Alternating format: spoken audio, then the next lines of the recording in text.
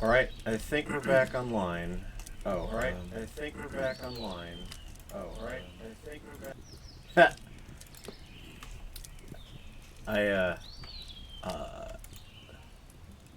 Still rather, I'm not used to the sort of, how to use the tools for this. Not an expert at any of this stuff. Anyway,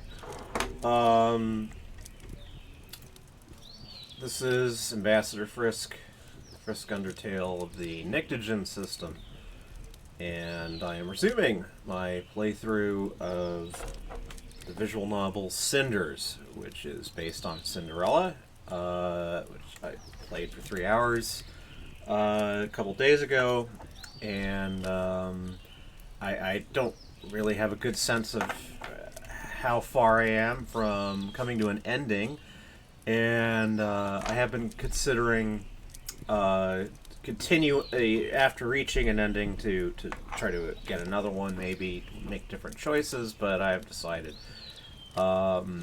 because after Cinders, after I'm done with Cinders for now anyway, I would like to get to its follow-up game, which I mentioned in the last stream, which is called Solstice. It's come highly recommended to me. And there's still the lingering matter of Deltarune. Now, I have something to report on that, which is that the other two main persons in our plurality, Chara and Azrael, finished on their own a playthrough of Deltarune yesterday, and well, it was very upsetting, and we felt really bad. All felt really bad afterwards, and etc. etc.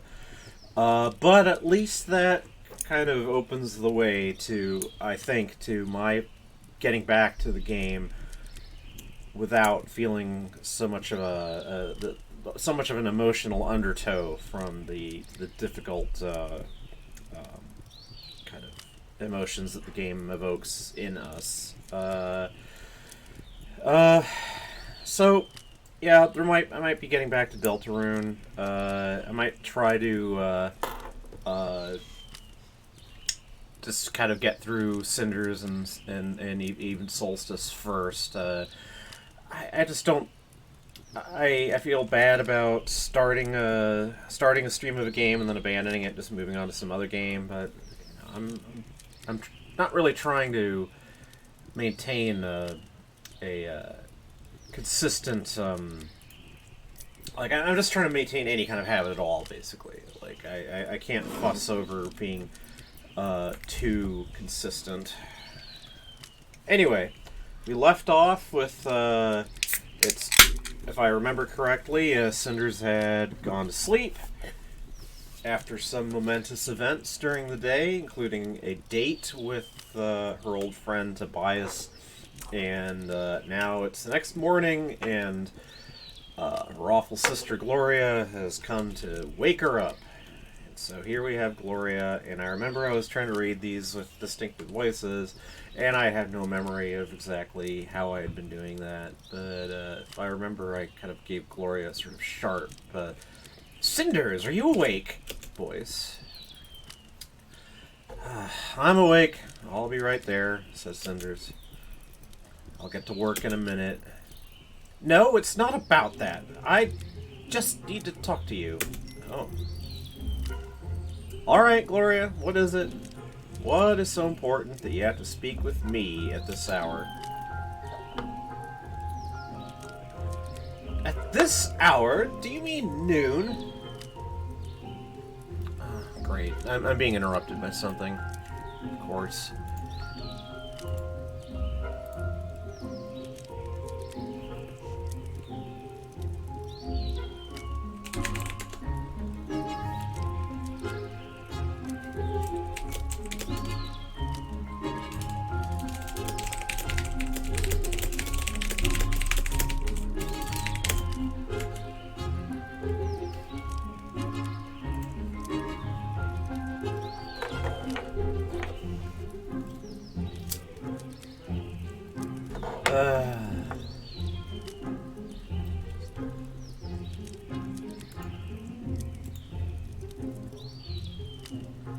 Anyway. At this hour? You mean noon? Wanted to speak with you about the way you've been behaving these past few days. Now, there goes my nice morning or afternoon. Listen.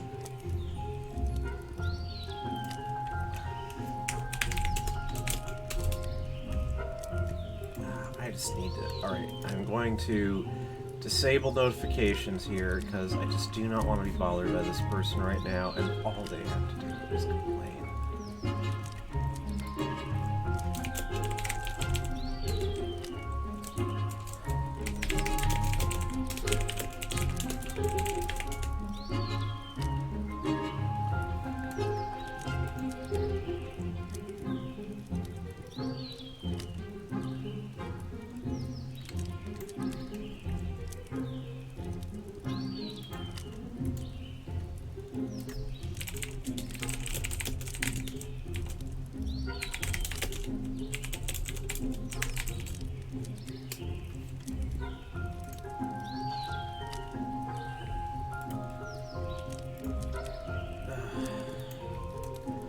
I really need to get better at, like, kind of squaring my computer away before doing this, because I swear, every time that I do something, that any of us has something that we consider important that we want to do, that's the moment all of a sudden everyone is like, hey, I want to talk to you, and, you know, share all our problems with us, you know, and it's just like, need to establish some boundaries.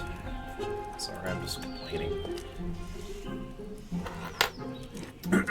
Back to Gloria. Listen, I realize we were never really on the best of terms, but what has been going on recently is something new indeed. You really think that I will turn a blind eye on all your childish, egoistic exploits? Then you need to think again. What are you talking about, Gloria? I didn't do anything. Oh, of course you didn't. You're far too smart for that. But do you think I haven't noticed all the little jabs at me? You take every opportunity to undermine my efforts. Really, I don't know what's happening to you, Cinders. Do you think I'm stupid? That I don't have any feelings? I'm trying to understand you, I really am. It seems like you are reveling in this chaos you are creating, as if you wanted things to fall apart, despite the efforts of all those who want to keep things together. This is where we differ, Gloria. True, our relationship was never civil, but I think I'm beginning to understand why. We may be a family, but we are not alike. All I'm trying to do is survive in this madhouse as unscathed as possible.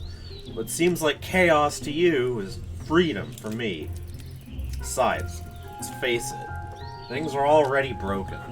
Only Carmosa and you are still pretending that you can glue them back together like some ugly heirloom everybody hates.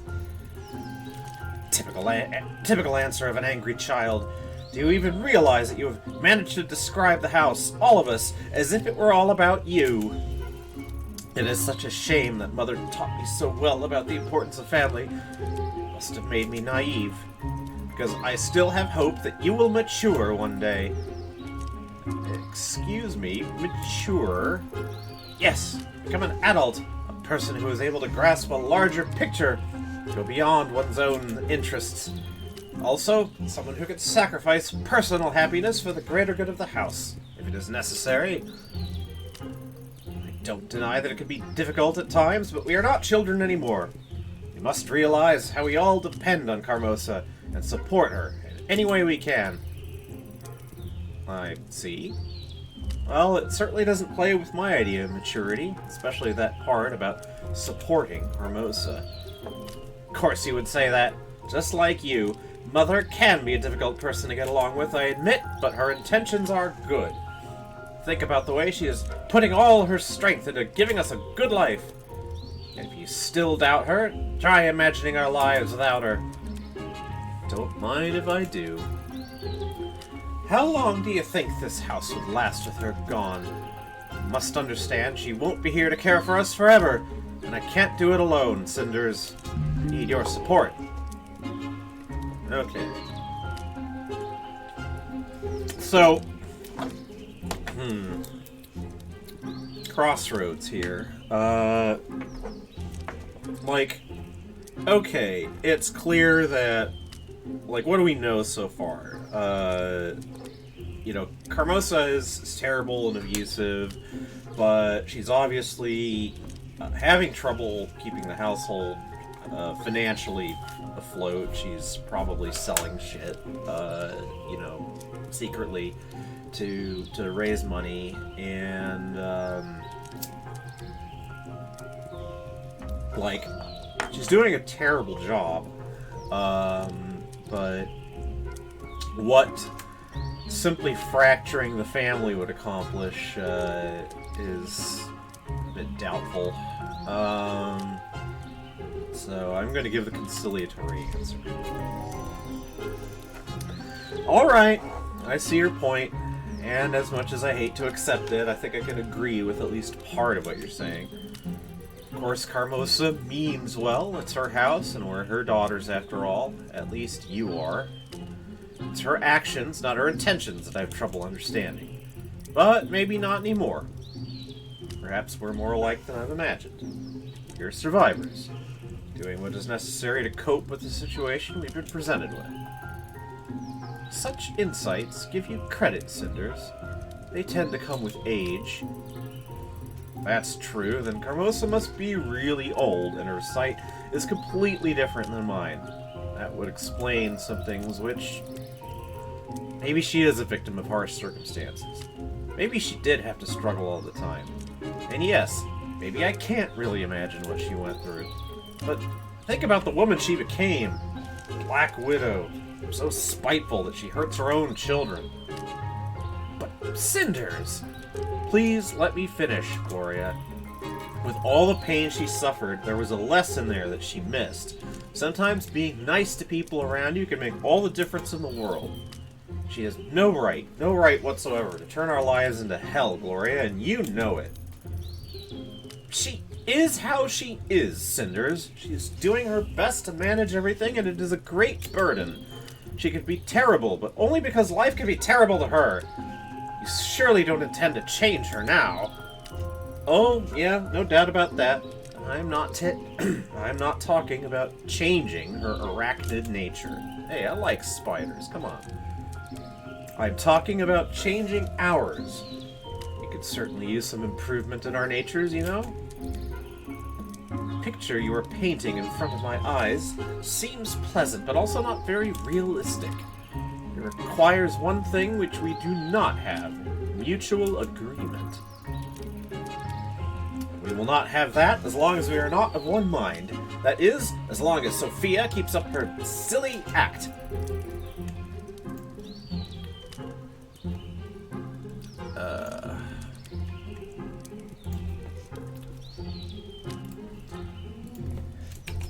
Sorry.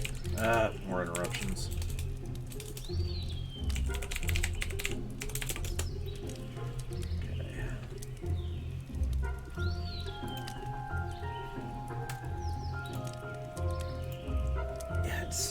I mean, the plain fact is that, after so long of just not having any particular reason to, stick to a schedule or anything of the sort, and, unless it was something imposed from the outside, then, yeah, it's really hard, actually, to stake out a space and say, okay, this is just going to be doing this one thing and nothing else. And just everyone's used to having our ear at any time, and it's not great. It really isn't great. Anyway. So, back to Cinders. Gloria, I doubt that it is Sophia we should be worrying about in this situation. I'm having trouble picturing her opposed to anything that would bring us more freedom from Carmosa. No, Gloria, it's you. You are the unknown in this equation. we can't be sure about your loyalties. Now, this is something I didn't expect. You behaving just like Sophia. It would seem that you two have much more in common than meets the eye. You both prefer to spend your time criticizing me rather than trying to contribute. You could be helping me, helping us somehow. How can we understand each other if you do not even try? Maybe you should stop whining about being criticized and start listening. How exactly did you try to communicate with Sophia? How much effort did you put into it? Correct me if I'm wrong, but she isn't exactly the happiest girl in the world. The hate that you and Carmosa poured onto her through the years took its toll. Her bitterness and armor of cynicism are like a cry for help. If only you could give her any credit, any recognition. Maybe she'd be willing to help you? She hardly seems interested in... Let me finish. Before you judge her with her usual presumptions, tell me this. When was the last time you actually talked with her? Do not be ridiculous, Cinders. I spoke with her as recently as yesterday. I don't mean commenting on house affairs or managing chores, but actually talking, like sisters. You do remember that you two are sisters, right? Or is family only important to you if it allows you to put blame on other people? Alright, I see where this is going. Fine. I'm not really certain when it happened, but we did lose our connection. She seems so alien now. I catch myself thinking about her like a stranger. Her face is like a mask, shielding her thoughts from me. I agree that it is unfortunate, and it isn't only Sophia's fault that we grew apart. Maybe we could work on changing that. You may be thinking that I'm telling you this to criticize you, but I'm not. All I want is to hear you say things like this, so that we can stop hurting each other all the time. It is the only reasonable thing to do. You are always the most reasonable one, so it's good that you were willing to give it a try. And so you recognize it as well. I am the most reasonable. And I am the only one here that actually does anything to keep up the house. That might be just a bit of an overstatement, Gloria. Each one of us puts some work into how this place works, for better or for worse. We just have different perspectives, so we give a different kind of input, but surely you realize how naive that sounds. It is something one might say to a slow child to spare its feelings. I've tried to help you both understand the importance of Carmosa's rules, and yet I seem to be the only one acknowledging the requirements to keep a proper household. Will nobody ever learn? How long am I supposed to guide you and work alone against the laziness and stupidity of others? Hasn't it ever occurred to you that you might not have all the answers, because that's the root of the problem right there? This is going on. You try to be our teacher or a disciplinarian. You have no knowledge that we lack, nor a higher status, and you are not our mother. Stop trying to imitate Carmosa. Is this how you think a sister should act? How should I know? Do any of you act like one towards me? Okay, apologize, reason with her, fight back. Let's go with reason. Oh, such debate skills you have. Attacking me as a person clearly proves you are the reasonable and logical one. Well, that's a little... yeah. I kind of regret that choice now. I'm not the one at fault here. You are not the only one at fault here. We all are. Reason dictates that all the sides of a conflict contribute to its current state, and so we all did. Let us assume that is correct. What would you propose, then? Then, Sophia and I will have to admit we were wrong to attack you and hinder your efforts to take care of the house. Oh, so true. You, on the other hand, would have to admit that you blindly mimicked Carmosa rather than using your own reason and abilities to best take care of the house. We all need to change our ways. Things are to improve, blame is not important. Refraining from our old habits and working together is. That does conjure up a good image. think I would like such a change. One thing, though. Do you really think I mimic Carmosa? Gloria, would you please stop for a second to think and answer one simple question truthfully? And what question might that be? What do you like to do? No, I don't mean something that you feel obliged to do, not a chore, or a necessity, or an assignment. What do you like to do? What makes you happy? What do you do just for yourself and nobody else? But what are your goals? What will you do when Carmosa's not here anymore? Where do you want to go? Who do you want to be? I do not know. I just want to make everything better. This house should work as intended, and it should do so because of me. I want to make everyone happy and keep it all together. Fine. When you accomplish that, imagine the house is running smoothly. Carmosa is proud of you and at ease. All tasks complete. What would you do with all of your free time then? I don't know what to say. Indeed, such a situation seems highly unlikely to occur, so I have not given it any thought. Who are you? What do you know about yourself? I do not know. I do not know why you were so mean to me. All I did was come here to talk to you. Find some mutual understanding.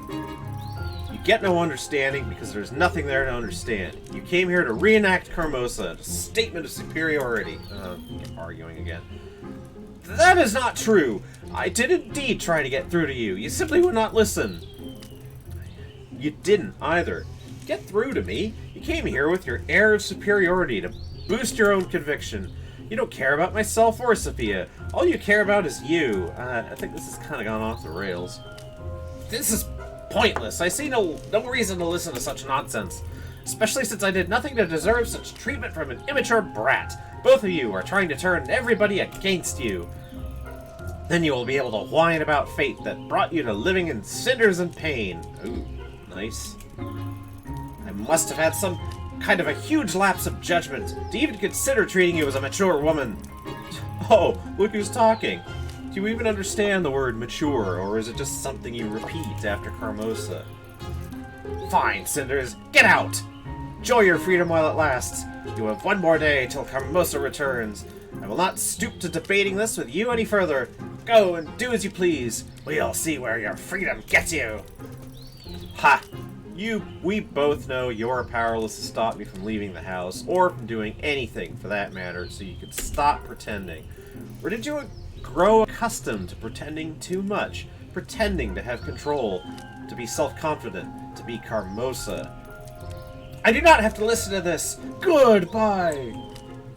Since when were you the one in control? Hello there, Hall. Let's see what new surprises you have in store for me today. Because I have to warn you, after the conversation I just had, I'm hard to impress. Hello there, early bird. Only old surprises, apparently. You should really try harder next time, Hall. Having a conversation with a room, how bizarrely refreshing. It's good to see you too, Sophia. Now, I never thought I'd say something like this, but here it goes. Carmosa was right. Too much reading does make you crazy. But evidently, it also makes you interesting. At least interesting enough to make my eternally uptight sister sneak into your room when she thought I wasn't looking. I seriously doubt that she's that naive. Doesn't matter. The real question is, what did she want from you? Did she come to ask for help?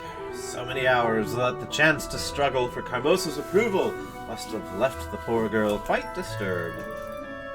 No, you know our Gloria, a true stronghold of independence, a font of wisdom. I take it she came to spread her usual Carmosian propaganda amongst the little ones. only to meet with steadfast resistance of the people. We will not be silenced, shouted the crowds. Oh god, it's getting melodramatic. Oh! Oh my, it must have been quite the display. Did the guard intervene? If you're asking if there was any violence, then yes, plenty. The streets and squares practically turned red. Oh, how lovely. Was she hurt? Did you slap her? No, I think that would be going a bit too far. Don't you think? My dear simple sister, who could really say? Such things tend to be relative, you know. One man's hero is a criminal to someone else. A one man's hero isn't the best. It's simply too complex for a girl like me to decide. So, when it comes to Gloria, I don't analyze and stick to the golden rule. Violence is always the answer. I see. I think you've just given me a bit too much information there, Sophia. Oh, you're such a child sometimes. In case you didn't notice, we're living in the middle of a dangerous and unforgiving forest. This place is packed with wild, bloodthirsty predators. In this world, it's kill or be killed, and whether we choose to see them or not, they exist. What a lovely thought. I will think about it on my trip through the woods today. Oh, you are going out again. I have to eat something first, but yes, I am going out. Why? Oh, I was just wondering. Well... What is it, Sophia? What is it? Sophia, are you blushing? Just don't be ridiculous. Of course I'm not blushing. I was just thinking that maybe you could use some company. You want to leave the house? Yes, is that a crime? Dearest Sophia, no. Not in my book. Of course I'd love to go with you. But a lot is happening now, and I wanted to have some time to think alone. Oh, I was kind of hoping you'd get a choice. Or maybe you will still. I'm really sorry. Maybe some other time? When Carmosa is back? Right. I'll get back to my room and stay there then, forever. Don't be like that. I'm really sorry. You just caught me by surprise, but I really would want to go out with you whenever we get the next chance. Yes. Pardon me. I understand. Go then and have fun doing your secret stuff. Thanks. I will. I'll see you again in the evening. Sorry again. That felt kind of bad. I would have liked to have had that as an option. Like, Sophia actually seems kind of interesting. So, anyway. Cinders.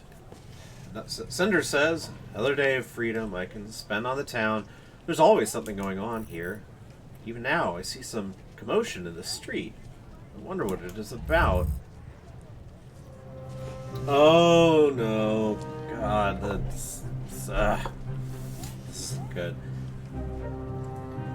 The moment I saw my cow die, I knew it. It was those evil beads of yours that did it. What are you talking about, woman? My poor Molly has died, and she was in so much pain. I can't remember whether I had a voice from the townswoman. Does it matter? She was in so much pain for days. She mooed like she has never mooed before. It was almost like moaning or crying. It was your fault. I have seen the bad omens. My poor Molly moaning, and the odor her wretched body made. It must have been your curse, witch. Cows smell on their own, and your Molly didn't need my help in that department. You might not have noticed because you only bathe occasionally. My poor Molly is dead, lifeless as a clump of mud on the street, and the heartless witch that you are dare to jest about it. I knew it was your doing, you wretched... I'm laughing because there is little else to do. How else should I react to your stupidity? You want someone to blame? I told you to come to me so I could take a look at your bloody cow and heal it. But did you listen? No. Animal's pain was not enough reason to spare a few coins. But I did bring her to you when it was terminal. Before that, sorry, when it was terminal.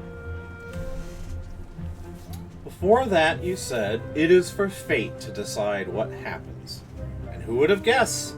It didn't work out well. But you said the cow would die, and she did! I said it'd die if you won't take care of it. The damn cow was seriously ill. You could see that for yourself. You only came to me when it couldn't move anymore. Only then, you realized trusting fate won't do. Well, too late. Now you're searching for someone else to take the blame for your stupidity. Oh, but she didn't die until you looked at her, you witch! This whole town knows that you are bad news. You are not welcome here. Shut up. Or else I will turn you into a frog. Or a cow to compensate for your loss. What's going on here? Oh! Good Captain, please arrest this evil witch for killing my poor Molly with her evil eye and her devilish beads. She is... Molly? My poor cow! She was so kind and helpful and... Is there any truth to what she accuses you of? I'm not even going to dignify that foolishness with an answer. If this idiot doesn't want to take responsibility for her own actions, fine. But leave me out of this. Alright. Okay, Perot. Alright then, my dear lady, I'm going to have to ask you to go home. Wait till I sort this out. But! Make it my responsibility to sort this out. Now, please, go home. Do not pursue this matter on your own. You understand? Yes. Yes, I do. Fine. I do apologize for this woman's behavior, and I hope you have not been bothered by this. You know how the townspeople are when they feel hurt or helpless. Oh, I do know. They blame the Wicked Witch, sometimes with the help of torches and pitchforks. I hope, however, you realize that you are welcome here. These are good people. Just get carried away sometimes. Sure. They expect you to always be able to bail them out of their problems. Generations they did that. Of all the old noble professions, yours is still needed. So that's interesting. Perot is... Oh yes, I am so needed that you had to intervene. How many times has it been now? Them blaming me for their own stupidity. This town sure has a strange way of showing appreciation. It might be the time to move on now. Surely you don't mean that. Just yesterday, this young woman told everyone in the inn how much you have helped her, and... Sure, a grateful lady no one listens to one day. Insults, blame, and pitchforks the next. That seems like a good cue to leave. Good reasons to be angry. Oh, just... give me some time, please. I need to think. Someone in this town should, anyway. Fine. I consider the matter settled. You will do as you see fit, like you always do. Until next time, madame. Good day, Cinders. I did not notice you standing there. Good day to you, Captain. I inquire what is going on. Oh, just another day in the town, as usual. Nothing out of the ordinary. We can all see what happened there, Captain. Yeah, exactly. Sure, let's attack the witch, as usual. Exactly my point. That is not what I meant. Alright, I meant there is no danger, so you do not need to worry. Cinders, sorry, so you did... Gosh, messed that one up. So you do not need to worry, Cinders. Everything will be fine. Yeah. Don't you have some robbers to kill, or at least vagabonds to hold down by the ear, or did picking up girls just become a priority for the town's watch? I have been in many battles, and I have stood my ground, but when a lady as decisive as Madame Guide gets her temper up, there is no shame in retreat. So, please excuse me, Cinders. I shall bid you ladies farewell. Stay in the inn for a while if you feel like talking. Oh, no need to apologize. Farewell, Captain. What happened here exactly? People are strange here. Sorry. People are strange here. Illogical and stupid. They just sit and demand. Do nothing and hope. Morons. I don't like that word. The time has come for me to change the scenery. What did they do? Oh, nothing spectacular, just more of the usual. People come to me for medicine, for advice, for a solution to every stupid problem they have created. They still fear me, though.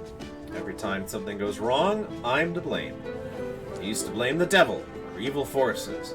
Now the evil forces conveniently live next door. Surely the townsfolk don't mean that. Seem to respect you a lot. Yeah, well... There's a very thin line between respect and fear. This happens in every single place I travel to. It takes time for resentment to build up, however, so a new town should do. You have friends here. Just a second ago, I thought I saw you speaking with the captain on very familiar and mostly friendly terms. Oh, we do have some history together, but do not let me bore you with the details. Oh, go ahead, please, nosy. Your curiosity is commendable, but let's discuss something of more importance. Have you given any thought to our last conversation? Not yet. I haven't had the time to. Good. That means I don't have to give any... Good at this morning. Good. That means I don't have to give more advice right now. So, take your time, Cinders. Come to me when you have decided. Just don't wait too long, because I intend to leave this damn town soon, and I will not look back. Thank you. I will take some time to consider and decide soon. You do that. Goodbye, John. Goodbye. That woman really got to her. Who would have thought? Tough, cynical Madame Guide, whose wrath could move mountains, touched by a simple townswoman's remark. Well, you know, enough hatred gets to anybody. I'll have to consider that side of her. Vulnerable, so human. But right now, I have a whole day of freedom to plan as I will. What shall I do now? Maybe pay Tobias a visit again? Especially after last night. I guess I could drop by and see how he's doing. Just an innocent meetup of two old friends. Could also spend some time at the tavern, chatting with townspeople, making friends and hearing all the gossip. That is where the life of the town concentrates. And the captain said he was headed there. Speaking to him proved to be worthwhile so far. Worthwhile is misspelled. Choices, choices. Watch out, Cinders, or you may get used to it. Ha ha. So, tavern or store? You seem like fairly evenly balanced choices to me. Like, pursue things with Tobias is tempting. Like, that feels like headed towards an endpoint, definite endpoint of, like, I'm only speculating that ending up just sort of hooking up with Tobias and marrying him, and like that's the end of the story. It would be something I would expect from this. Let's keep things afloat a bit more. Tobias deserves another... Oh, I didn't go... I didn't really mean that. I actually meant the other one. Well, I'll blame Char for that one. Tobias deserves another visit, especially as Carmosa is getting back tomorrow, and it may be hard to see each other again. Okay, logical. Hello there, Mr. Merchant. Oh, hello, Cinders. What brings you to my humble establishment? Oh, I was just around the town again and thought it'd be nice to drop by. No special reason. I see you're well enjoying your newly found freedom. Can't deny it. So, how was your day? I'm glad you've asked. Something strange happened that I need to talk about. That, or I'll start wondering if I dreamt it. Oh? Did you win the royal lottery? Just as improbable, I actually had a conversation with Gloria. Oh, I'm sorry, was that it? The unreal thing was that you talked with your sister. So I presume it was something more than a simple exchange of insults. To be honest, I'm not sure what it was myself, but it was different. We were both speaking. This time, I think she was listening. She also said that I'm free to do what I wish today. Now that's just awkward. Would you like to get some herbs? I'm sure she must be ill. I'm serious, Tobias. It may seem like nothing to you, but believe me, those little things that are probably ordinary in normal families, well, they don't happen in our house. Maybe she sees and understands more than you like to give her credit for. With all the blindness that comes from her resentment toward you, she'd have to be a complete fool not to realize that she cannot control you indefinitely. It sounds manipulative and complex, so there's a large chance that's exactly what made her or Carmosa give me a day off. There's also the slight chance of Gloria just trying to be nice to her sister for a change. Do you think that's even possible? Oh, shady character. Why, boss, sir, you wouldn't happen to have a new task for your old mate now, would you? Gold has a habit of running from your pockets like cats in heat in your last payment. Oh, bollocks. You! The pretty bird. Now, isn't this a friendly get-together? If I'm the bird, then what does that make you? You certainly have a way of appearing out of the blue anywhere I go. First in the woods, then in my own house. And now here. You must be the most popular person in the whole kingdom.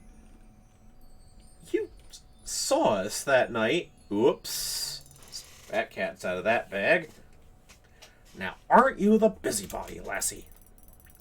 All I did was putting two and two together. You aren't exactly immaculate at this undercover business you got going on. Also, it's not easy to hide from me. In any case, you came just in time. Time to answer my questions, and answer them fully and candidly. Such terrible words come from that pretty mouth. Frankly, Cinders, I'm curious as well. A bit uneasy, but mostly curious. Oh, it's all very simple, really. 2 days ago, you came to our home to talk with Carmosa. I want to know what it was about. I have told you it's nothing big, lassie. Rumors are me trade, so keep your petticoat on. That's all it was. A little gossip, or a little coin. If you mean the one about the royal ball, then some small news it is. I can only imagine what is going on in all the noble houses with unwed daughters right now. You're surprisingly bad at lying. Rumors worth as much as what people are willing to pay for it. And I'm sure that it cost poor Carmosa dearly. Poor she may be. She knows how to haggle, that one. She has ears of her own, too. So she'd learn about the ball soon enough. Folks are buzzing like busy bees about nothing else. Which is exactly why you're so bad at lying. Why would Carmosa pay a man like you for secondhand news, which is no news at all? It's beyond me. Actually, knowing she'd be interested in the first place. Say, you never told me how exactly you did you meet Lady Carmosa?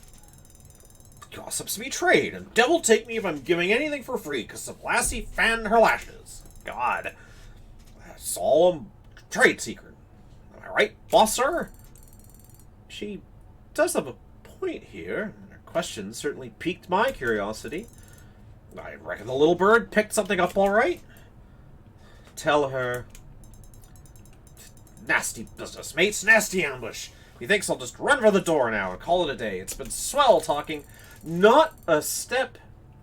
As a law-abiding subject of our prince, I am obliged to report any crime or mischief I know of to the captain and his guard. Oh, you're gonna rat your... Oh, Tobias, it's a little slow. I'm sure Perrault would love to get something solid on you, but suspicious behavior and conspiracy will have to do.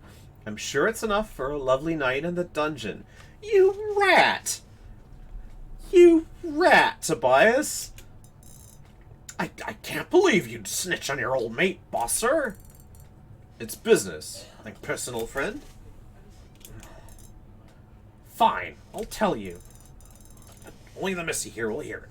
Bloody hell, some demon speaks through those red lips. Okay. I'm not gonna say that doesn't, remind me of, our life.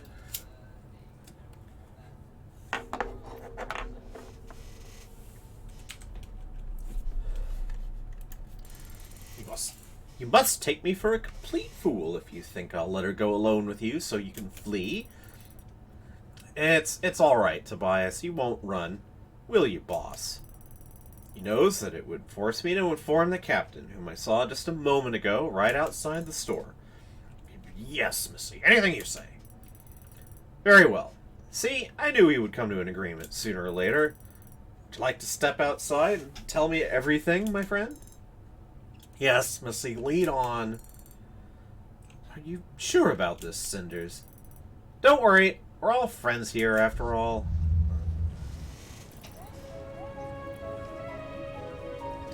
Alright, let's stop here and talk. Not exactly a hiding place. A little town, eh, love? Sure could use some more privacy. I'm not going to give you a chance to escape now. Don't try anything stupid. The captain's right on the other side of the street. Remember that. Fine, you little devil. I'll tell you what I know. Just don't yell if I can't remember all the details. Short memory. You've heard my question already. What was the message you brought to Carmosa? Dashing young gentlemen like yourself should have no trouble recalling the last few days. Well, blazing hell, lassie, you and your adder's tongue. I remember. So I was out in the woods, resting me head on the ground, enjoying the peace and quiet that only nature can bring. The calm shimmer of the lake, away from the wickedness. Don't digress. The city, sleeping like a brat, I was. Do you often sleep outdoors? Why were you sleeping by the lake? Now, that's a mighty good question, isn't it, love? Can't say I know the answer, though. Just woke up there. Old magical place in the pond in the woods. My auntie used to tell me stories of... Oh, come on, Cinders, you should be more sympathetic to this. Get back to the topic, will you? I'm on it. Woke up, heard voices. Thought it was just like my auntie's stories of the fair folk, you know, made of light, prettier than the finest ladies. There were no wisps. And what happened then? A hit. What else? His head's still upon this neck because it knows when it's time to jump into the bushes. You know what I mean. Who were those people? Ah, excellent question, Bertie. Your gut tells me you'll love this. It was the noble Captain Perrault. He was talking to... the prince. The prince was talking with Perrault in the woods. Seems a bit strange, doesn't it? What are they talking about?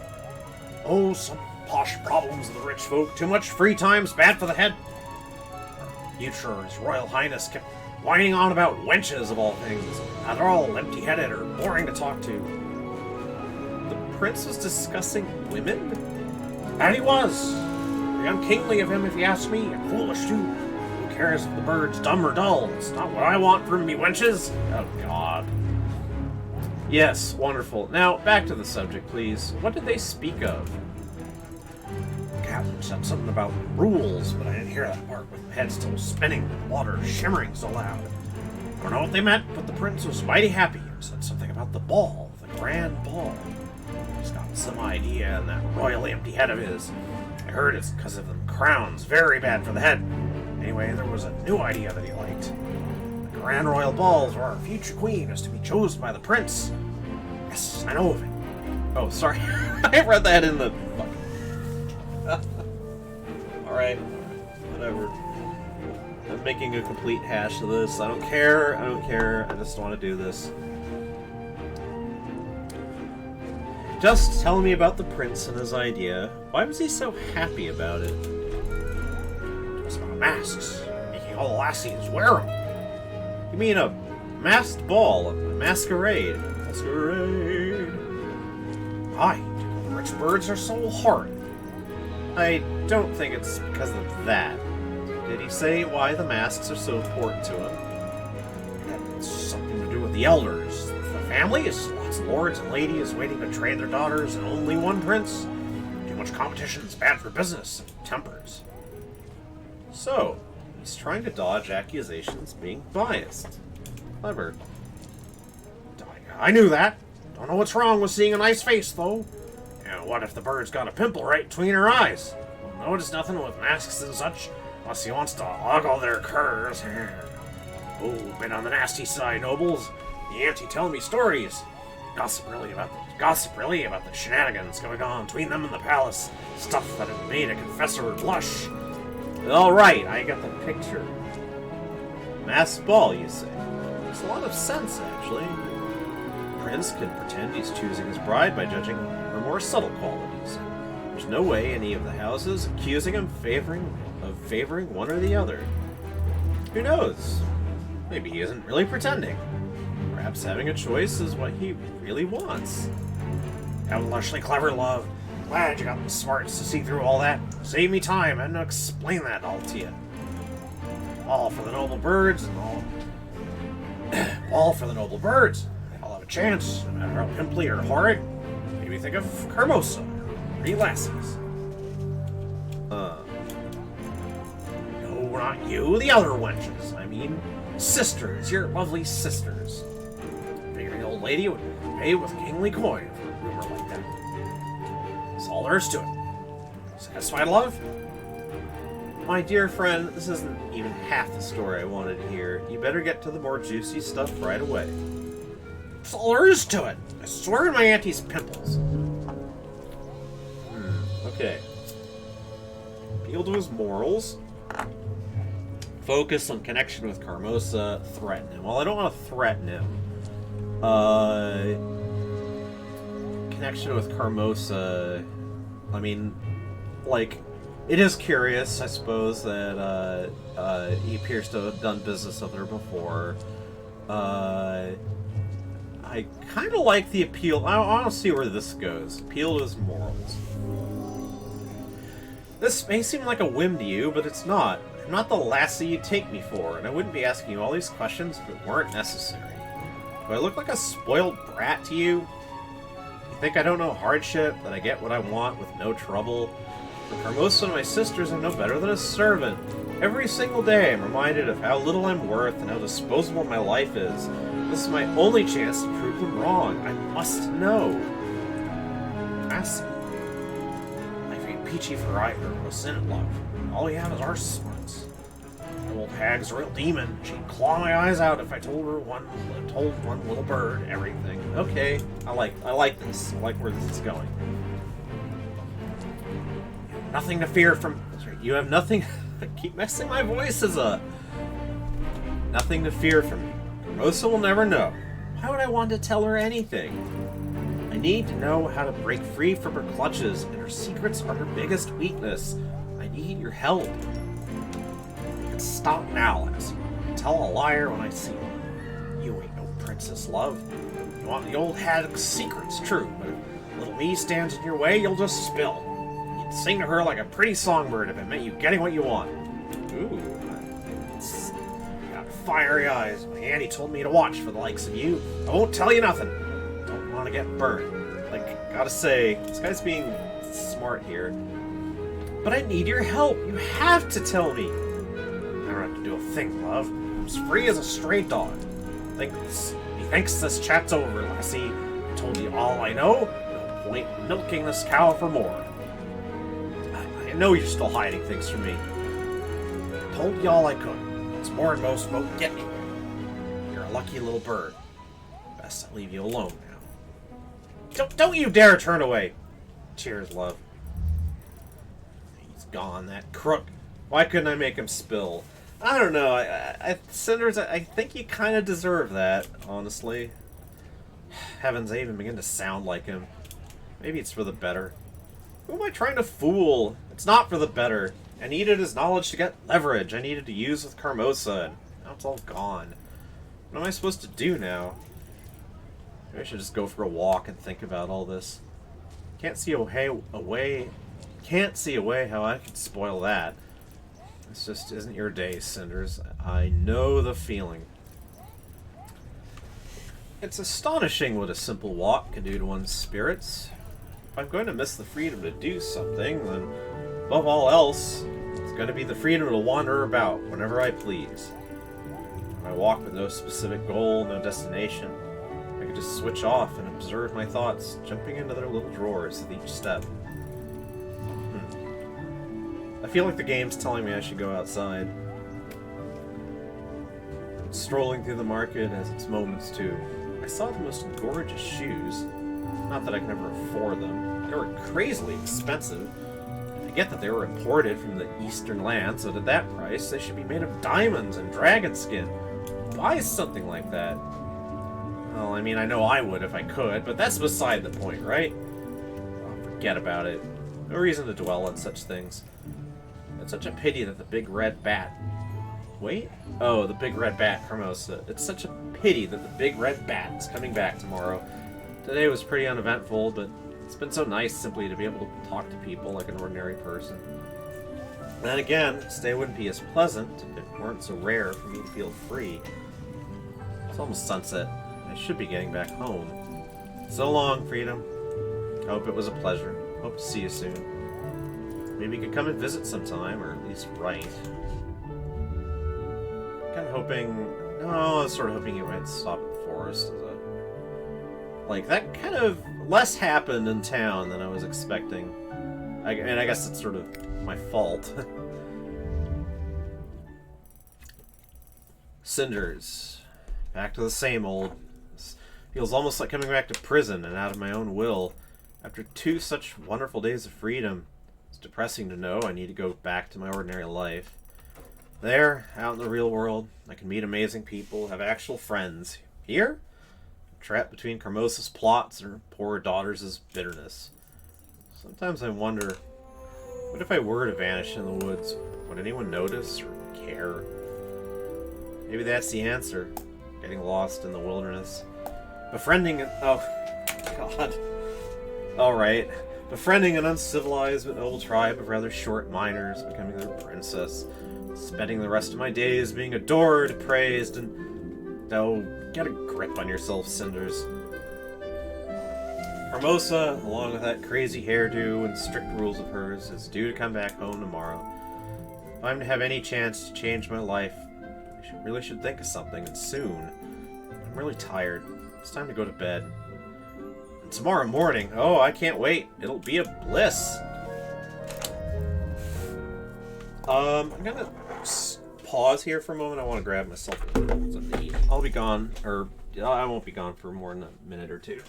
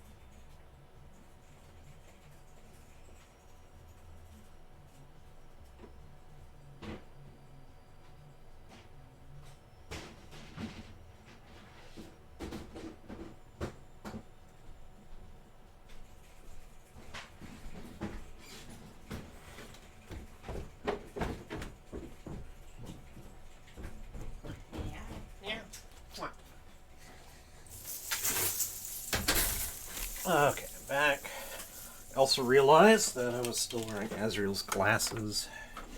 I wonder if I was having trouble. Yeah, one of the curious features of our system is that we have color-coded glasses that kind of help us, one or the other of us, focus. And Chara has a red pair, Azrael has some green pairs, and I have 2 pairs of glasses that have one red lens and one blue lens. It's kind of a curious little sort of gimmicky thing, but it does help. So,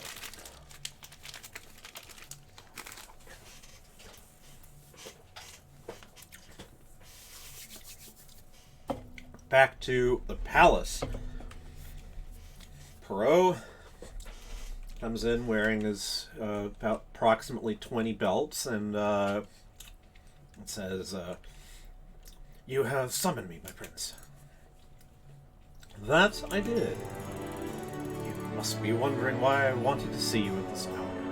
Surely you have guessed that it must be about something important. I will have to ask you to make an important decision, and I will not be expecting you to give me your answer right away." "But, Lord?" "Let me explain, Hero.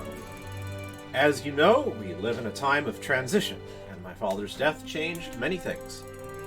Being so close to our family, you are aware that the old king spent most of his days trying to compromise between extremes, a balance between order and freedom, with little success.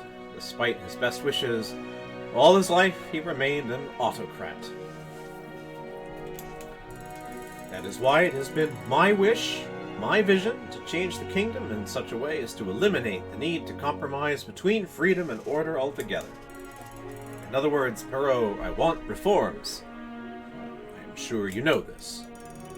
I do, my prince. I have known you long enough to be able to learn about the qualities of your character. I want to give the people a constitution, Perot. I don't want them to be subjects. I want them to be citizens." "I see. This will not make you more popular among the nobles, sire. If that's even possible. You are not a king yet, my lord, and there is some unrest among the nobles. I wouldn't announce your plans just yet. They make you an easy target." "Yes, they do. That's exactly why I need your protection." "Already have it. You know I give my life serving the crown. I am your sword. I am your sword and shield, my lord." Yes, my friend, I know that. But these are a different kind of enemies I'm going to have to face during my reign. I will be giving people more freedom, but that means taking away some of that old precious order. The nobles won't stand for it. They will want my head. They wouldn't dare. Of course not. I think my Perot voice is slipping. Of course not. Give me a reason to ask for their heads. I will not do anything openly. Do you understand now what I speak of, Perot? So, you want me to spy for you? It is the new battlefield, Captain. The theater of war of our times. And the crown needs you to be our champion. Champion? But it isn't an honorable war, it's a war of lies. It's a war of discretion and intelligence, qualities I know you possess in abundance, not to mention loyalty. Forgive me, my lord. I don't want to come across as naive. I'm simply not accustomed to all the subtleties of ruling. I'm surprised. What would you require of me in this new service? You would have to spend more time at the court, that much is certain. Keep your eyes and ears open, and of course, socialize much more. You would have to trade those blades of yours for our exquisite white gold cutlery, I'm afraid, and maybe do something about this outfit. All those belts. Oh, it's commented on. It's lampshaded. I see. This isn't... You don't have to decide right away. Also, you do have a choice. You're not a tyrant, after all. Should you choose to distance yourself from this lovely mess I am planning for the realm, you can leave your current service with honor and retire. Your patrolling duty is purely ceremonial nowadays, and the guards have their officers. As it is, your position at the court is a matter of empty traditionalism, nothing more. You send me away. To where? Oh, I'm certain there's some picturesque and lucrative strip of royal land left that I can make you a count of. How about Middle Hollow? Such a quaint little place. That's simple. This is very surprising. It's strange. It's a strange thing to learn that you are not needed. Rubbish, Perot! The crown needs you. I need you. This is precisely why I'm asking you to make your own decision. If I am to rule, I have to learn to make difficult choices, and this is my first. I am not ordering you to become the new Royal Master Spy. I am giving you a choice. Not only because I know that you wouldn't make a good good agent serving me against your own will, but also because you are my friend, Perot. If that's the case, I reckon I'd prefer to be just a subject. It will be enough, Captain. Let us not say things we will regret later. Very well, my lord. Will this be all, my prince? Yes, Captain. Give my proposal some thought. I would have your answer within the next few days. Now, go. A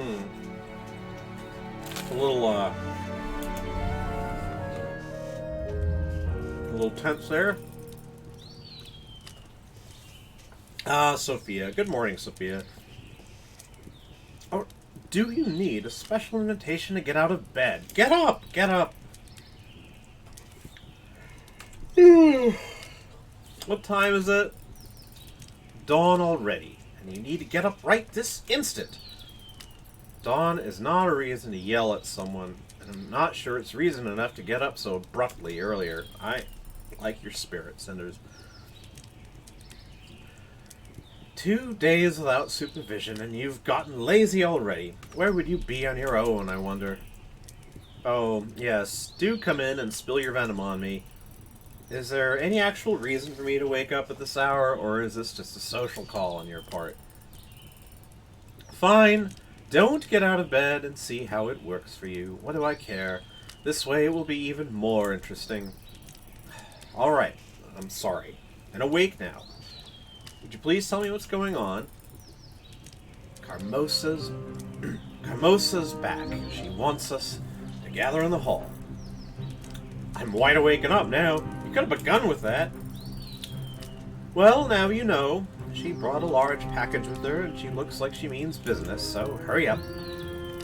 She always looks like she means business. I wonder what's in the package, though. What shape was it? Did it... Oh, just stop being nosy and hurry up, or we'll both be in trouble. If you were getting dressed instead of asking dumb questions, you would already be seeing it for yourself. If you didn't stand there, yell at me, and stare, I would actually be in a position to get dressed. Fine, I'm leaving. Just hurry up. Bite here.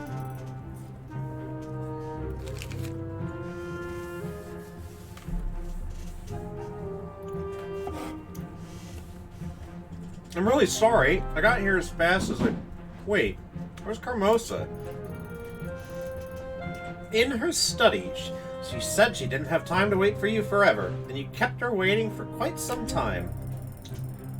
Oh no, we wouldn't want Carmosa's magnificent plans to be foiled just because of Cinders' laziness, now would we? You might want to rethink your attitude. Mother wants to speak to you. I can't imagine how that is going to be a pleasant experience, considering. She said she wants to speak to me. Why? Well, actually, she wants to speak to each of us. You're just supposed to go first. Great. When I finally get to be the first at something, it's something I don't want.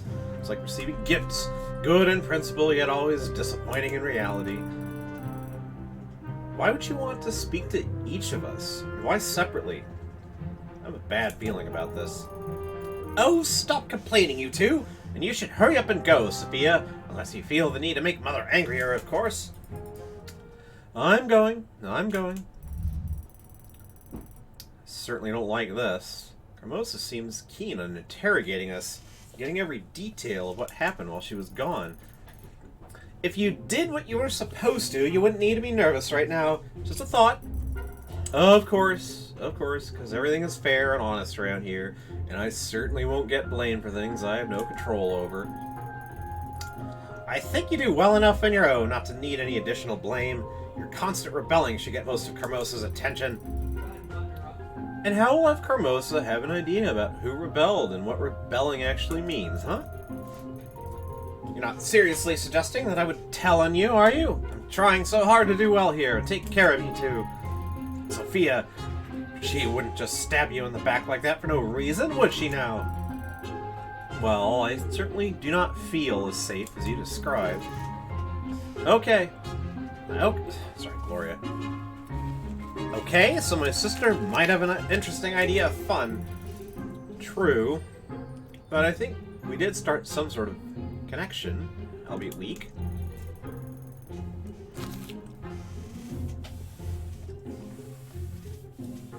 I did notice you two were on better terms. I must admit I was wondering what the change was about. I'm not sure yet, but I certainly hope it's permanent. Not some ploy to lower my awareness. I like the feeling of having a sister. Oh, I'm so glad you say that, and I'm happy with it. I'm happy that you, Sophia, get along. Actually, I'm happy that she's getting along with anyone. Happy? Why? You hardly ever talk to her herself. The fact that I don't have a good connection with her doesn't mean I can't care. I do wish for her to be happy. Glad she's finally able to make friends. I had no idea you cared so much. You're full of surprises. I don't think I need to explain myself. I was just asking. Fine. Let's just wait for Sophia to come out and see what she has to say. Well, it's not like we have many alternatives. I hate waiting. It shouldn't take long. Carmosa is not someone to beat around the bush. True, she's always been to the point. No excuses, no diversions, no mercy. Let's just wait. Yeah, have a sec.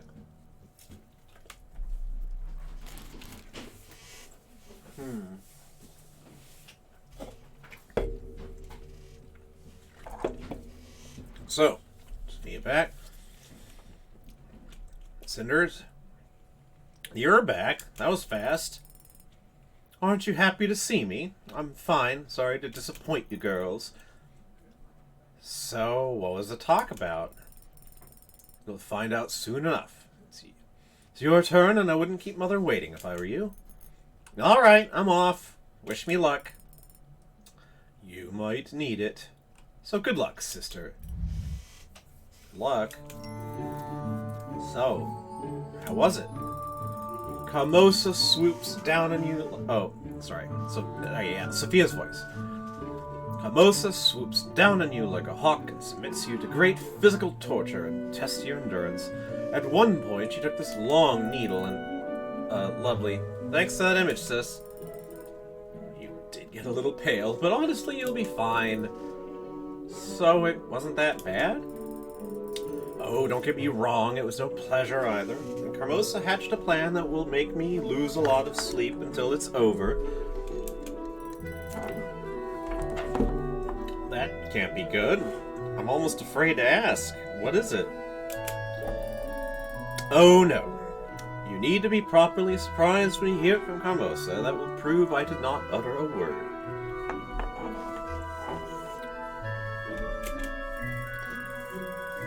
But you don't need worry too much. Only Gloria and I get to fail Carmosa and her ridiculously high expectations this time. As far as I know, you will not be involved. I never thought that I'd be happy to hear that someone forgot about me. And let me add to your joy. I forgot about you and your little escapades, and I recounted to Carmosa what happened during your absence, so you should be fine. I wonder what Gloria will tell. Aren't you worried? I'm not sure. She seemed alright when we talked. Maybe a bit unsettled. I know my sister. She doesn't show emotion until Mother orders her to do it. But on the inside, she was raging. I think she might spill some of that into Mother's ears. The hell with that. The past few days reminded me of what freedom felt like. It was worth whatever punishment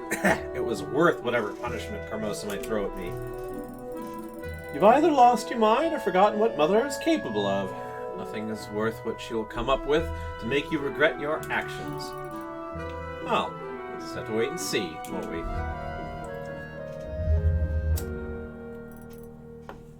You're back. How was it? What do you mean? Well, was it, I don't know, unpleasant? Of course not. Why would it be? It was just a normal conversation. Normal for you, perhaps. Oh, come on, Gloria. I could tell it wasn't that smooth. Stop being so nosy and start asking proper questions. Did Carmosa tell you about her plans? In fact, she did. Oh, of course she did. You earned that special little place on her lap. Sophia, please. Shush now, Cinders. So, what do you think of Mother's latest great plot? You would think she had learned not to expect the impossible of us, or anything big, really. And maybe it's time to live up to her expectations. You're a grown-up now, Sophia. It's time for you to work on managing your responsibilities. You're hopeless and stupid. Some of us are simply not built for greatness. Only you focused on... Oh, Gloria. If only you focused on doing something useful half as often as you do on sharpening that vicious tongue. You must speak plainly. I'm too stupid to understand complex sentences. So what are Carmosa's plans, exactly? Oh, I'm sure she'll explain everything in a moment. Now, hurry up. Don't keep her waiting. You know how angry she gets when someone's late. Oh, yeah. I feel like this is going to be quite an adventure.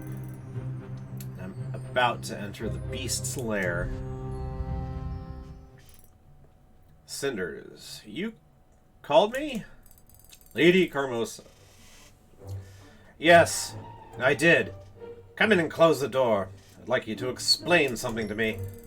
I just asked my daughters about what happened during my absence, and to my surprise, I've got two conflicting descriptions. Could you please explain to me how you did spend the last 2 days? I visited friends in town, and I did some things I planned to do. You could say I took 2 days off. So I have heard. I am still wondering as to the nature of the liberties you took when I wasn't here to direct you. I certainly hope you did not do anything foolish. However, one of my daughters assured me that you're much too level-headed to make a mistake like that. She did? Yes. I also thought it was unusual of her, so I'm letting this slip. But enough about this. This isn't the topic I wanted to speak to you about. It has to do with my plans for our family. 2 days from now, a grand ball will be taking place in the royal palace. Any royal business is very important, of course, but this particular ball will be very important even for His Royal Highness. It means very careful preparations. The royal masquerade... Oh, sorry. Cinders' voice. The royal masquerade. I might have heard about it. Yeah? Oh? You have? This is very surprising indeed. Is it? Recently, I've learned that it isn't that difficult to obtain sensitive information. One simply has to pay attention to what is going on around them, watch carefully who is meeting with whom, especially when it comes to certain shady-looking characters fetching rumors like a trained hound. Oh, this is... Cinders, you're taking a chance here.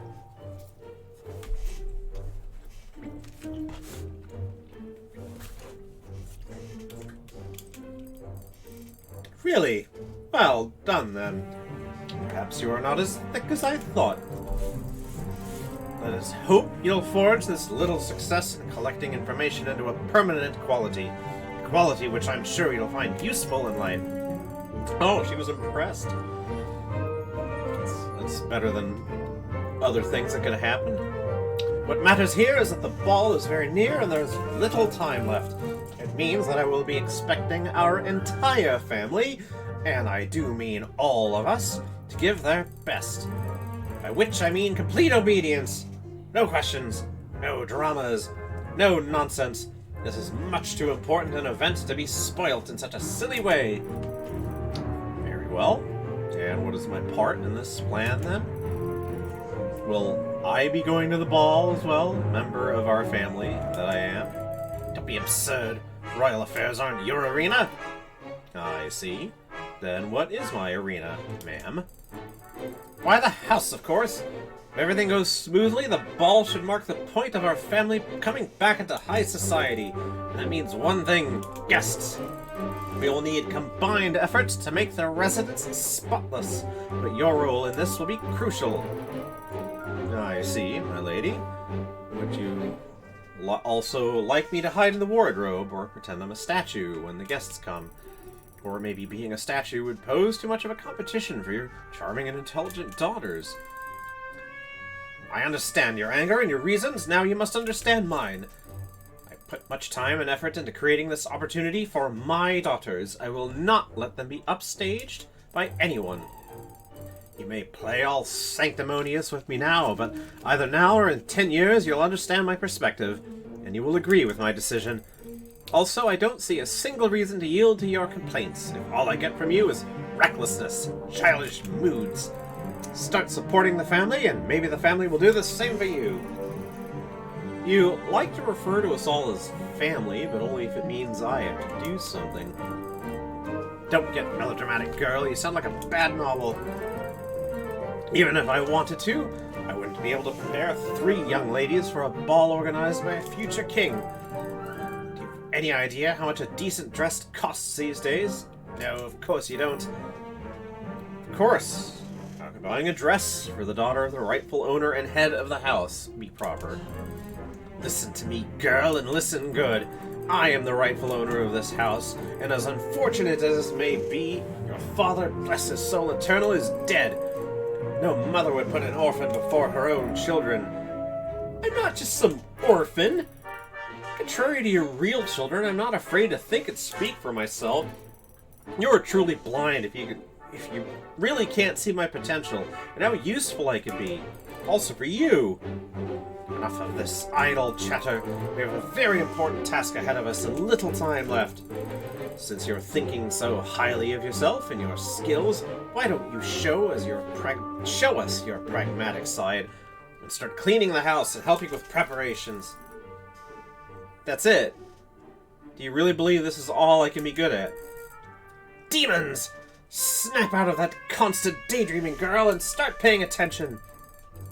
Do you think that even if you were the lady of this house, you wouldn't need to keep it clean? Are you really selfish enough to believe that? Besides, the terrible burden of dusting and doing the dishes is minuscule in comparison with my responsibilities. Be grateful for having such a simple life. Oh yeah, very grateful. Shush! Not a word. Get the girls together. Call the servants. Wait for me in the hall. I will bring you your orders in a moment. Okay.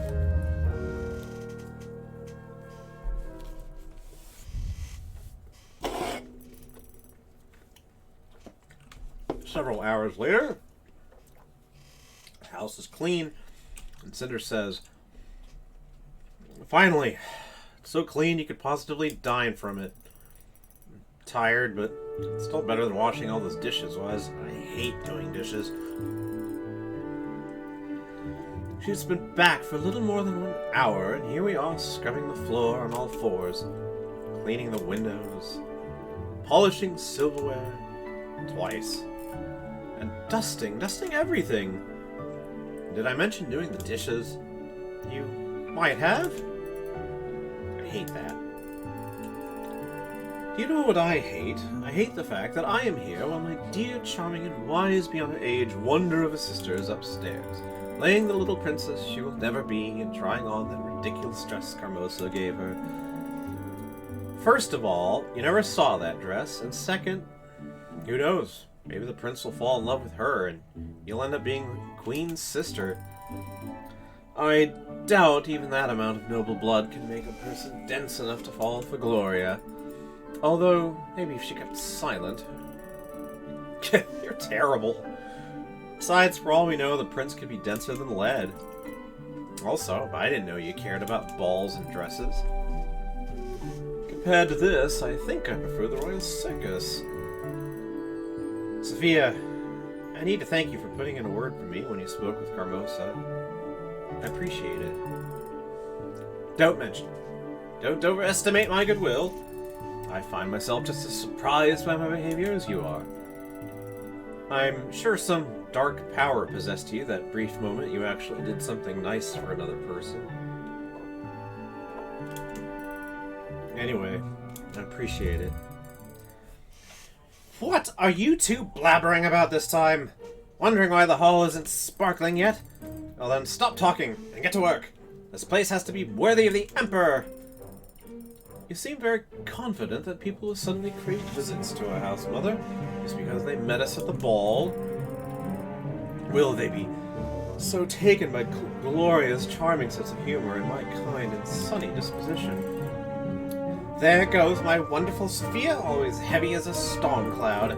Are you finished? Because there's work to be done. Also, frankly, dear, I had stopped paying attention to your theatrics a very long time ago. I'm sorry my acting isn't up to your standards, Mother. This ball is much more than just a meeting. It is a chance for all of us to get firm footing in this world, and heavens know we could use some of that. I've waited for far too long and invested too much to let this chance slip. Much too much. So stop whining and start being serious about it. Or do you want to end up with no money and just the clothes on your back like Cinders here? Don't get your hopes too high. What did you say? Are you whispering in my presence? Nothing, Mother. Okay, Gloria. Mother, where are you? I need you to see this. What is it again? There must have been some mistake, Mother. This dress isn't my size at all. It's too long. Sweeping the floor is my every move. If I ever have to dance in it, I risk serious injury or worse. Wow. Personally, I think you look very pretty, Gloria. Very pretty indeed. Have your fun at my expense. You love to see me like this, don't you? Yes. I think I'm beginning to like it too. Though the floors are already swept, I'm afraid. What is this? Demons! The man is clearly an amateur. I gave that crook all the numbers and made sure he got them right several times. I'm sorry, Mother, but I really can't go on wearing this. What are we going to do? No reason to lose your head, Gloria. Perhaps visiting the tailor without you was a mistake after all. But we could still salvage the situation. There's still time. We'll all go to the tailor tomorrow and make sure he gets it right this time.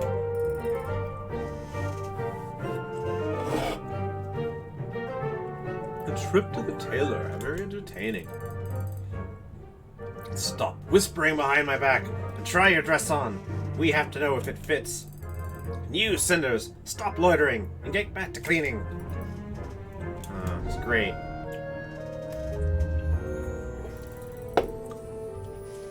Cinders, do the cleaning while we try our new dresses on. Sure, why don't we all relax and enjoy ourselves while Cinders scrubs the floors and walls. I can't believe I'm back at this again. These past few days have been amazing. Now I know there's more to life than this, and not only in fairy tales. I need to change something instead of just bending to Carmosa's will and going back to what's called normal around here. How can I just forget about freedom now? Because let's be honest, Carmosa won't ever release me. She doesn't even consider me in her plans. No one to her. Bum bum bum. What was that? Who would knock at my window at this hour? Some shady character it must be. Let's see. Well, it's adjacent to shady character anyway. It's Tobias. Cinders! Psst, Cinders, it's me, Tobias. What are you doing here? Never mind, come in before someone sees you and tells Carmosa she has yet another reason to mop the floors with me. It's good to see you in such a cheerful mood. I'm sorry. It's just that Carmosa is back and she has such a soothing effect on people around her. I'm sorry to bother you and risk her getting mad at you. It's just that I had to see you. You did, huh? Why would that be? I knew you'd have a hard day today, so I figured you could use some cheering up. Was I mistaken? Correct, as always.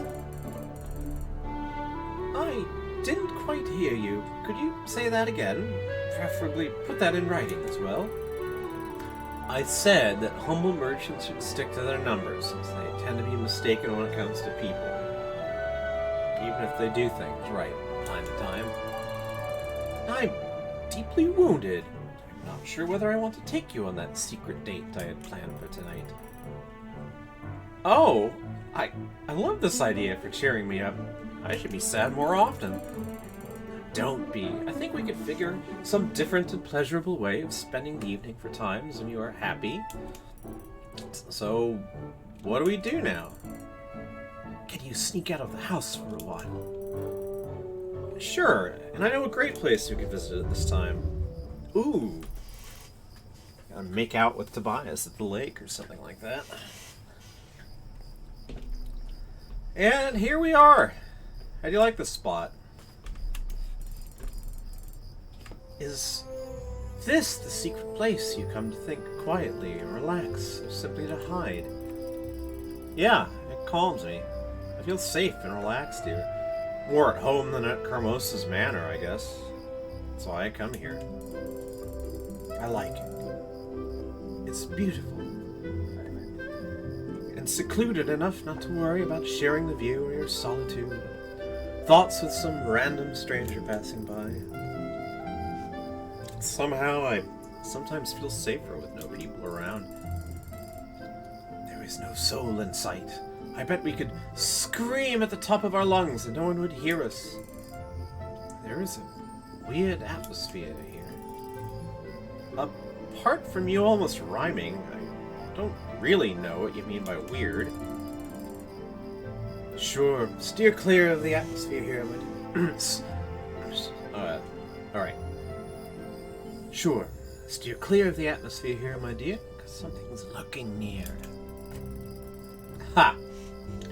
Now, I'm quite sure there's something in the atmosphere here. It certainly influences the senses. But I'm serious. It feels like there's something lurking in the shadows on the shore, beneath the lake's surface. Maybe it's just the fairy tales and children's stories talking. Really? The stories told about this lake make you nervous? Well, let me just say I think you're quite brave to come here alone. I feel chills thinking about the stories I've heard. I always found them comforting. My father usually created a friendly world of mystery, fairies, and adventure. I used to love entering it when listening to him. Yes, your father had a way with children. And stories. He was a wordsmith. I used to love it when he came to do business with my parents. Sometimes I still miss him. A lot. I'm sorry. Your father was a wonderful man. Guess he was. You guess.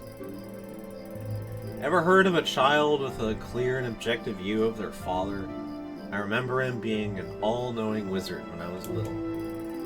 Then I became a teenager. Grew out of his stories, at least a bit. And he miraculously changed. The wise man is suddenly gone. Oh, yes. Mine somehow did the same. He changed horribly. It must have been an epidemic of some sort. Now, I actually do believe he was wise. His stories taught me many things. All my father taught me was how to count money. Mine was a big child, at least... When mine was a big child, at least partially irresponsible when it came to everyday life. Everyone has flaws. At least your father taught you something practical.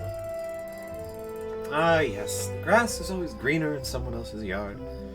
My childhood was fine, but I always thought yours was better. Remember the good parts, not only the flaws. You've clearly missed your calling. You should have become a philosopher, not a merchant. So I did consider it, but the pay was way lower. Somehow people are willing to pay much more for candy or spices than for wisdom, so that is what I'm selling. Penny for your thoughts.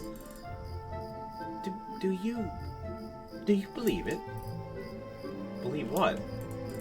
Well, the stories, the fairies, magic in this place, everything people say. Do I believe that there is another world separated from ours by just a veil? That its inhabitants are almost like us, but a bit different, and do weird things? Sounds like that old weird lady that often stood near the church drooling. She was also a bit different and could do weird things. I think she also had a veil. Precisely! But does it really matter that I don't believe? The place is beautiful, and it has this mystical air about it. You don't have to believe to marvel at the lake. I think you're right. Let us relax and marvel. So, you wanted to talk about something? I wanted to get you out of the house, mostly. Help you relax after a tough day. Well, mission accomplished. I do feel relaxed already. Just, let's not come back yet. You don't mind? Of course. Also, there actually is something I can't get off my mind. Should I get tense again and brace myself, please let me know in advance. I'm serious. I need to know if you are serious. About us, that is. I thought that was obvious. Of course I am. Do you want more proof? I'm sorry, but I had to ask. I mean, you were enjoying your freedom for the first time in years. You could finally do anything you wanted, and I seriously advise you to stop now. Yes, I am serious about us. Now drop the subject before you start insulting me.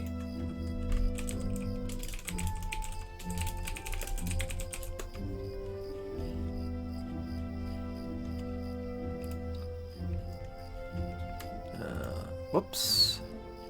Okay. I'm sorry, I really am. But if you are, have you given any thought to what happens now?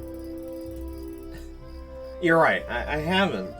I was so concentrated on Carmosa and the events of the last couple days. I'm sorry. Well, I have, and frankly, I have no idea what we could do. I'm sorry, but sneaking about and meeting once in a blue moon in secret is not an option for me. Don't you like it now? The thrill of no one knowing? Sitting in this secret hideout? Of course I do, but I also want to be able to go out with you in the evenings. Or take you places I like outside of the town. I want to boast to the world that we're together, and I'm not sure what to do to make that happen. As long as my situation in Carmosa's mansion is the way it is, we have no real options. Alright. So now that's settled, we need to change that situation. And how do you propose we do that? Well, we could leave that situation behind entirely. Leave all this behind. And start normally somewhere else. Compared to Carmosa, it can't sound that bad, can it? It certainly has its appeal. But maybe we don't have to do anything so drastic. I'm sorry, but leaving things the way they are basically means breaking up. It is a valid option, but let's not do that, shall we? That's not what I meant. I guess I was just wondering whether things could change here. Nothing's impossible if you want it hard enough, right? Right. Let's assume things can change. How do you think we should proceed? I need to think of something. I need to do that fast. I was hoping for something a bit less obvious, but that's a start. Any chance you can specify that? I could. What for? I've got a couple of ideas, and I don't want to bet on any one of them until I've thought them through. Some might say that keeping the second party totally in the dark is a bit cruel. I wouldn't want to say that, of course, but some might. Just so you know. Carmosa returned home with a plan. She's acting on it. Many unusual things happen in our house nowadays. If I act wisely, I may turn them to my advantage. So, you do have some sort of plan already? Well, sort of is the right way to say it. I have an outline, or a rough plan of a plan. The answer is yes, I do have a sort of plan. I don't see it myself, but whatever. Glad you see a way out, because I must admit, I wasn't so optimistic when I came here. Oh, I'm glad I could cheer you up. Let me know if you ever need that again. Kind of serious. Look at the odds. Chances are just so slim. Life's not a fairy tale. Love doesn't always prevail. To the contrary, I would even say usually doesn't. I didn't quite hear you. Could you repeat what it is that does or does not prevail in this case? Right, yes. I did say love. That is beside the point. Oh no! That is precisely the point of all this. You're changing the subject. And do we need to concentrate and think of something fast? Regardless of how I feel, it may be simply impossible to be together. Oh, you are in such a cheerful mood today. Alright, my dear Doomsayer, what can we do, in your opinion? I really don't know. Stacking up odds is what I do. Profit and loss. Chances of failure and success. Today the numbers make no sense, and give me no clue to this. Alright, I'm definitely gonna go with I can change my life, because, like, I need you to change my life doesn't sound like a great start to a relationship, honestly, so...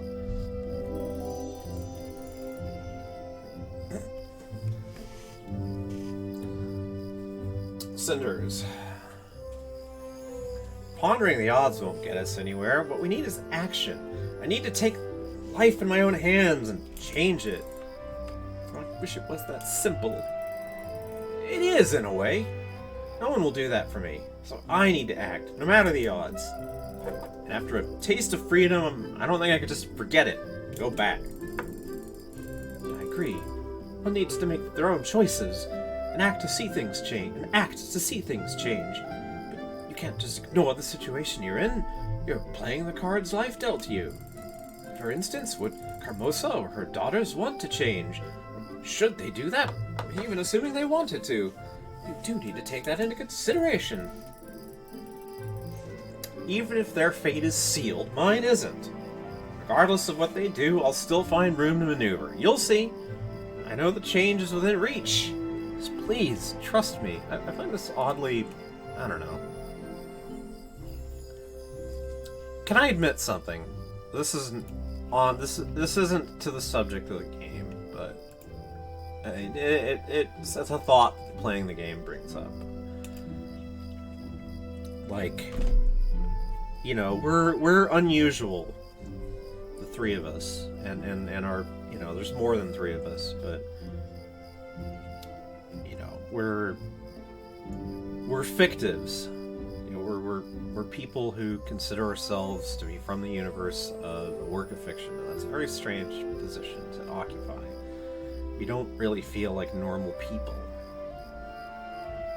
and one of the things that we kind of have difficulty feeling is feeling like we have a free choice in matters. I certainly don't feel that, or haven't in the past.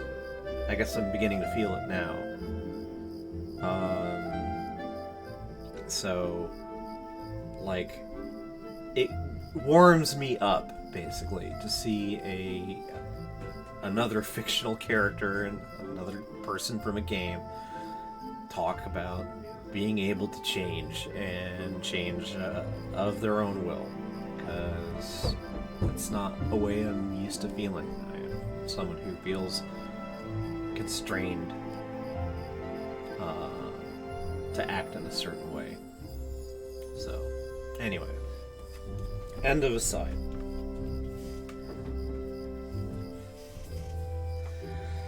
Okay. I know the change is within reach, just please trust me. If you could talk to fate and convince it to change for you, you'd get what you want for sure. There's like a light beaming down from above. It's kind of funny. I know you've almost convinced me. I was pretty set when I came here. Good. So please, just give me a little more time. You'll see things will change. Okay. I'll trust you and wait. It really is comforting to see you so confident about it. I'm glad we understand each other. See? The future isn't as dark as it seemed. Certainly not now, when we can sit together at the lake and hold hands. Yeah. Let's concentrate on that, not on the problems and obstacles. Can we be a normal couple for a while? Watch the stars and each other's company? I don't know about you, but I'm already doing that. Enjoying your company and the stars. I'm glad.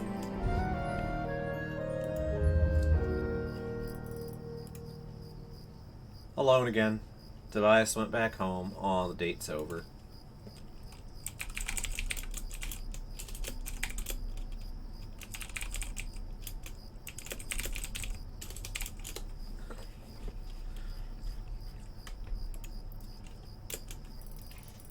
It's nice to know that he has my back. I never had somebody care for me like that before. We really have grown up, and our relationship matured with us. It's such a lovely night. I don't feel like going back home yet. I think I'll go visit Mom.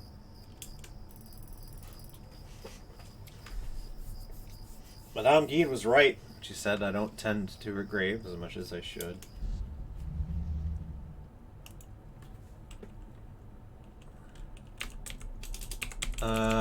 I'm getting offered a chance to go out. I'm gonna decided I'm gonna wrap up around the 2-hour mark.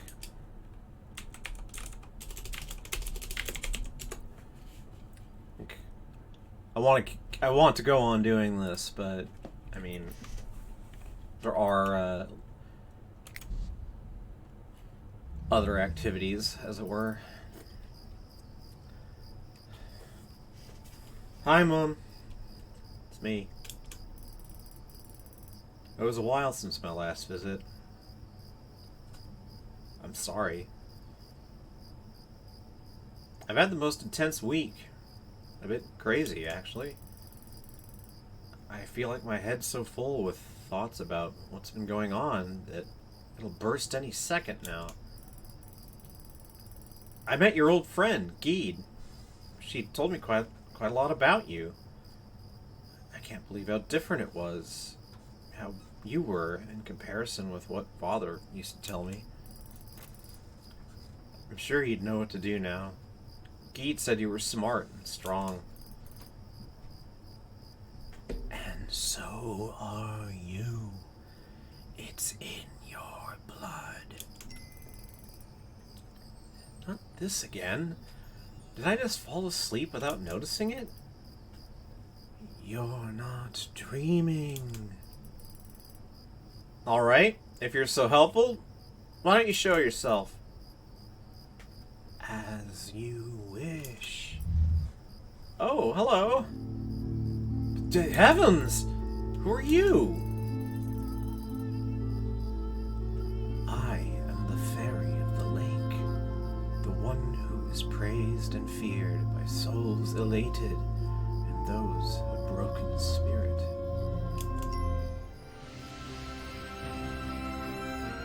Ooh, that's a major introduction.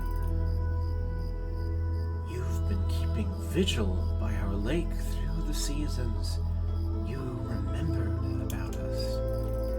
You did well. The sacrifice which your mother had made was not squandered. We are willing to uphold the concord. You are free to ask for our aid. Forgive me, but I know nothing about any sacrifices or concords. Yes, you have lost the knowledge which your mother had. She was always so close to us, so mindful of our presence, our ways. She knew how to dance with us, how to sing for us. She knew about the way a concord is made. She also knew about the weight of the price, that it is never equal to the weight of aid. It grows with time, it blooms and is reaped. She made her sacrifice to bind us and make us watch over you. We are here. We offer aid. What are you saying? That my mother somehow sacrificed herself for me? I really doubt that. You can play with your doubts as much as you please, as long as your belief in us remains unspoilt. I really can't remember a single situation when a fairy helped me. I'd never noticed anyone watching me. So much certainty, and yet you speak of memories. You are very young indeed. You believe in certainty where there is only faith. Your mother's faith made this meeting a reality. Her foresight made this an opportunity. She knew you would need us eventually. It is in your blood. Soon you will be facing a grave choice. We are here. We are offering aid.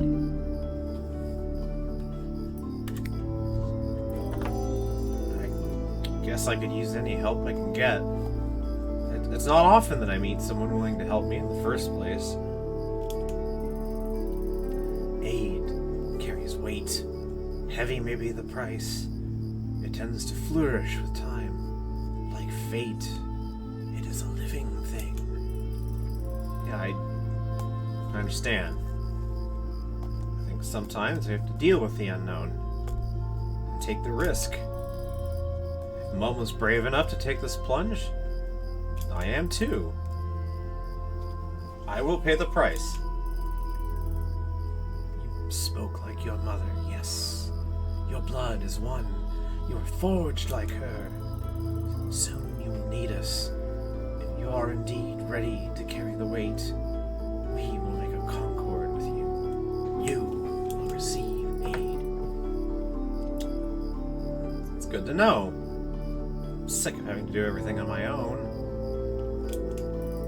Even if it is better or safer, I still miss just being able to lean on someone or something else. Also, it'd be a fool not to take this opportunity, even if it does sound a bit dangerous. Your path is unfolding. Soon you will have to act and make a choice. You will be guided by your blood and nature. When it will come to pass, we will be waiting for you.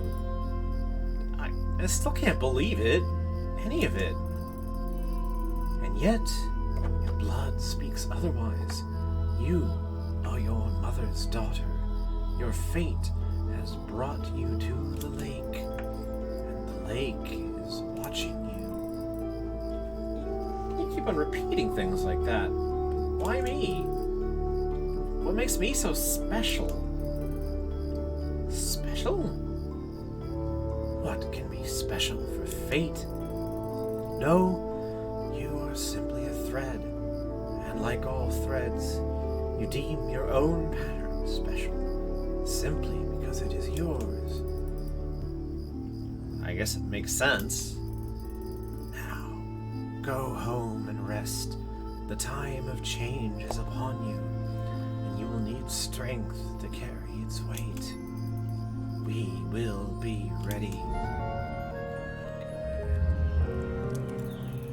Alright, I'm not quite at the 2-hour mark, but I do want to switch gears here, and we are at the beginning of another day, so, save... I'm just gonna overwrite my old slot,